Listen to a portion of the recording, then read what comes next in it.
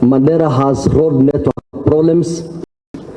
I would like you to have our request that the president has promised parliamentary, pastoralist parliamentary groups when he met us that the road network from Isiolo to Mandera will be tarmacked as soon as possible.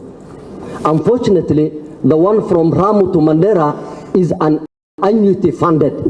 We want that annuity funded be changed so that it is financed by the World Bank. Annuity delays, it doesn't do a good job, and the World Bank is set ready to finance. Please take that to the president so that that can be changed to annuity, to World Bank.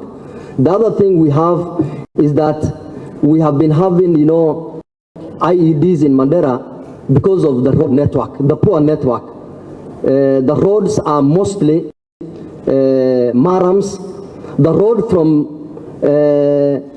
Moyale to Mandera, passing Tagaba, the road from Moyale, Banisa to Ramu, Mandera, the road from Lafe, Arabia, Mandera are all maram. So these criminals use that opportunity to install IEDs so that our vehicles are blown. Just the other day, 4 days, 5 days ago, our GSU vehicle was really attacked.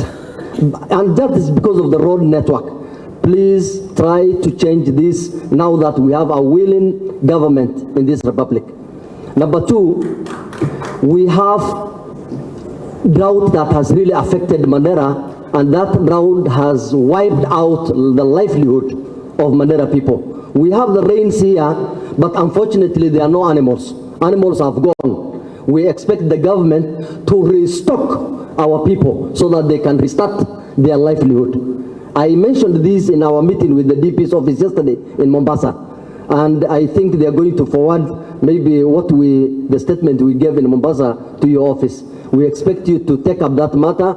Number three, we have